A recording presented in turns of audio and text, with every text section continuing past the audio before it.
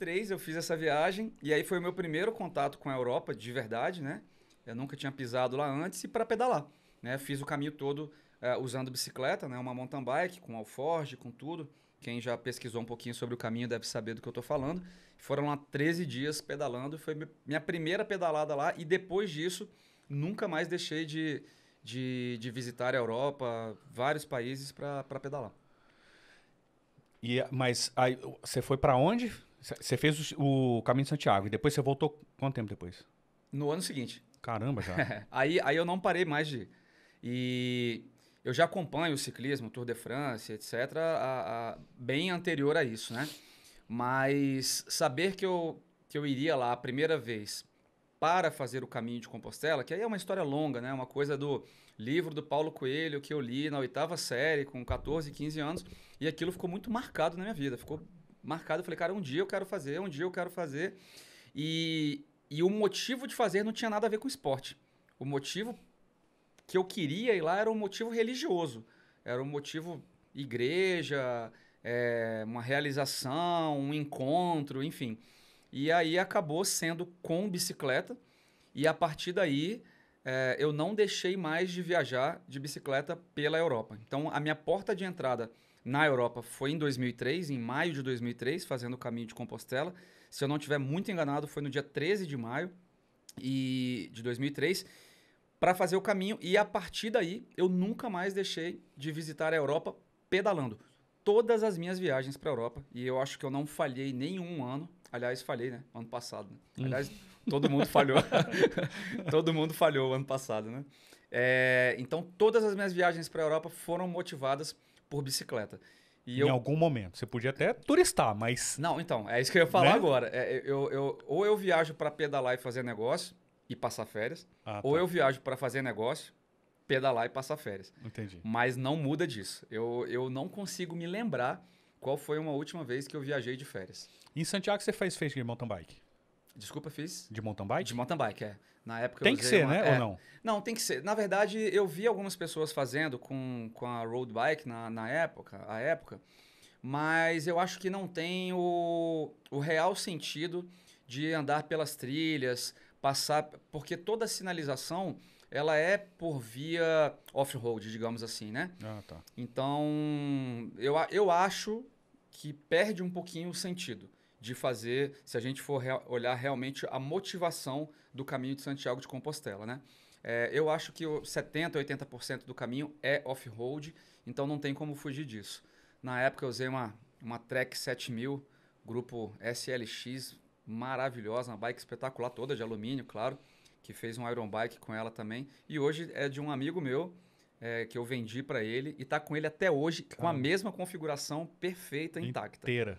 SLX daquela época não quebra, né, cara? Entendi. Mas aí você foi, comprou a bike lá e fez ou levou Não, a bike? levei daqui. Levou daqui? E hoje em dia, é engraçado, né? Hoje em dia as pessoas reclamam para fazer as viagens de bike com os alforjes, os tamanhos dos malabikes, etc. Cara, coloca isso em 2003. O malabike hoje em dia é de carbono, com rodinha e etc. Em 2003... Eu tenho um que eu nunca usei e é um bombadão, dos que é o mais Air. tops. Você infla. A gente vai sair com ele emprestado daqui hoje. Você infla a lateral dele. Eu assim. sei qual é. É bem legal. Mas naquela ocasião... Não tinha, né? Era duro, rígido. Era... E eu consegui um, cara. De vez em quando pode fazer uns jabazinhos aqui? Pode, né? Claro, todo porque seu. O me espaço é todo lembrando. seu. Maravilha. Eu usei um da Curtulo na época, né? Hoje em dia eu quase não ouço mais falar na Curtulo, inclusive, que era de lona, que fechava, etc. Aí cheio de coisa dentro, os alforjes dentro, as tralhas dentro. E aí tinha um detalhe importante que a cidade de saída, no sul da França, era Saint-Jean-Pied-de-Port. E aí eu tinha que mandar essa tralha toda para Santiago de Compostela. E só para você ter uma ideia, à época, isso foi via Correios e demoravam 8 dias para sair de Saint-Jean e chegar em Santiago. Então, fiz um embrulho gigantesco mesmo, para mandar isso via Correios, que tô quase me lembrando o nome dos Correios de lá. Bom, aí foi via Correios. Então, eu tinha que despachar o que eu não ia usar para pegar lá em Santiago de Compostela depois dos 13 dias pedalados, né? Muito legal, cara. A aventura que eu faria de novo a qualquer momento. O pessoal que aluga bike lá também, né? Ah, hoje aluga Não até faz as pernas, sentido, né? É, não. Hoje tem o cara que vai te empurrando, vai levando. Mas é legal porque ficou acessível pra muita gente, né? Ah, tá. Sei lá, Antigamente era roots né, mesmo, não, assim. era. Antes o Cara, cara tinha que ter... e assim, Rafa, eu fico mega feliz de ter feito neste formato. Eu falo para as pessoas. Inclusive, tem um grupo de 6 amigos que a gente está conversando sobre isso pro ano que vem. De ir e fazer nesse esquema. De, galera... Pô, me chama, eu vou também. com certeza. Vamos fazer um grupo Sportcast lá também. Né? Aí. Então, assim, ir lá e fazer ficar em hotel, 3 estrelas, 4 estrelas, legal. Ficar em albergue, né? Não, o cara, ficar em albergue. Mas eu não sabia nem que tinha esse caminho. Pra mim era só albergue, pé no chão, bike. Esse é o roots. Se eu for lá mais um dia, eu quero ir nesse sentido. Não é passar perrengue, não é passar vontade, não é passar fome, de jeito nenhum. Mas é um estilo light, suave, usando a palavra roots mesmo, que é o que tem que ser, né? Agora, mas o sentido do caminho não é esse? Exato. Eu não entendo isso. Agora, tem muita gente que quer realizar esse desejo, essa vontade, tá. né? Por exemplo, tem gente que faz só os últimos 100 quilômetros, né? Vai lá... vou dar um exemplo, né? Se hoje, minha mãe, super católica, se minha mãe falasse, Fabrício, eu quero fazer o caminho de Compostela.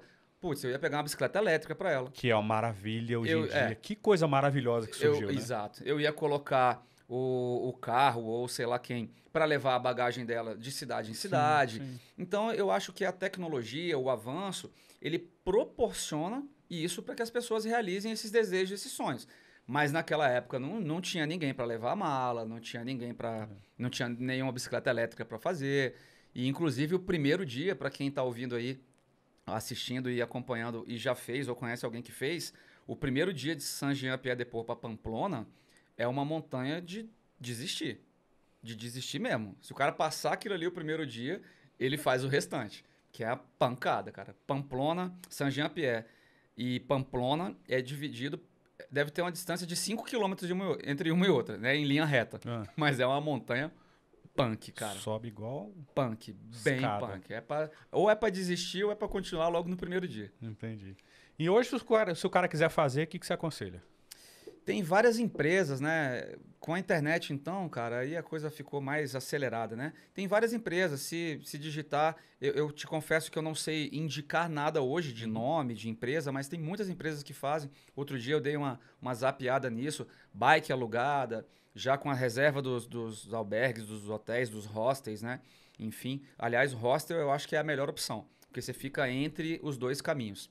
Entre o perrengue do albergue e entre o, entre aspas, luxo de um hotel. Então, o hostel, ele é muito bacana, é super organizado.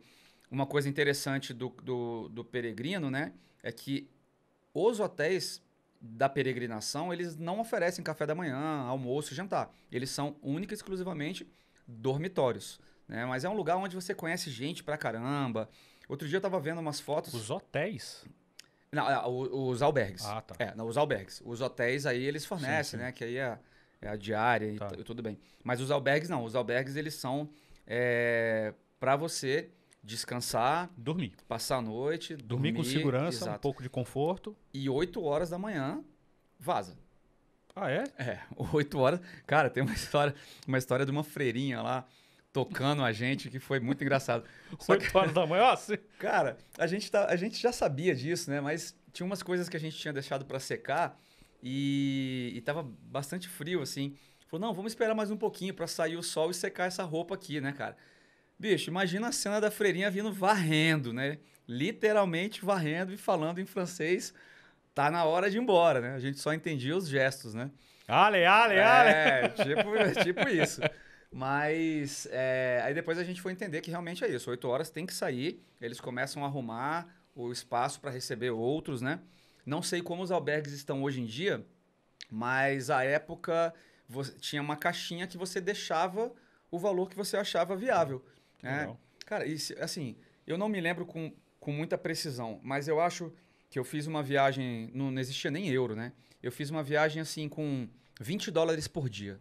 Então, juro por Deus, cara. Então, assim, foram 15 dias que eu programei, então eu devo ter saído daqui com $300. Era $20 para gastar por dia. Hoje em dia é uma grana, hein?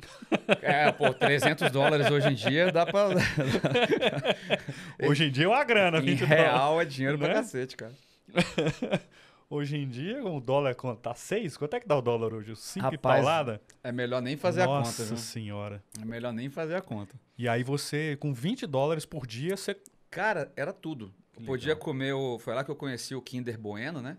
Então, todo dia eu comia um Kinder Bueno, tomava uma Coca-Cola. O que é o Kinder Bueno? Pô, um chocolate, cara.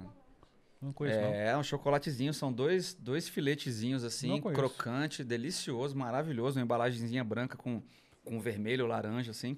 Então, todo dia eu me dava ao luxo de comer um Kinder, que só tinha lá, não tinha aqui, uma Coca-Cola.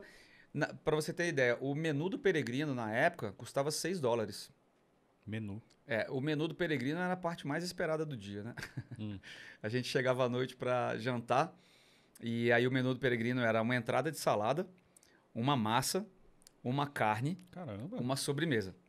E aí, como os bons europeus, e principalmente no roteiro do caminho, você sentava na mesa, já chegava a garrafa de água, né, para você tomar à vontade.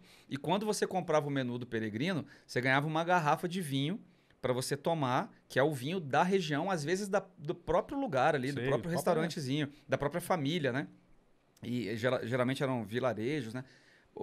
Muitas vezes a gente ficava em cidades grandes, mas algumas outras vezes eram pequenas cidades. Então, era o cara que fazia isso no quintal da casa. Tinha lá uma parreira, uma mini parreira, né? Suficiente para fazer 10, 20, 50 garrafas de vinho. Que faz há não sei quantas gerações. Não, exatamente, né? Cara, era espetacular. E nós estávamos em 3, né, nessa ocasião. E aí, primeiro dia, todo mundo educado, lindo, maravilhoso, né? Tomou uma garrafa. No segundo dia também. No terceiro, a gente já perguntou se era uma garrafa por Peregrino. E aí a coisa foi fluindo. Mas uma viagem espetacular que eu recomendo para qualquer pessoa que tenha interesse, seja para fazer num estilo mais roots, usando esse termo, ou seja para fazer num estilo mais confortável, com bicicleta elétrica.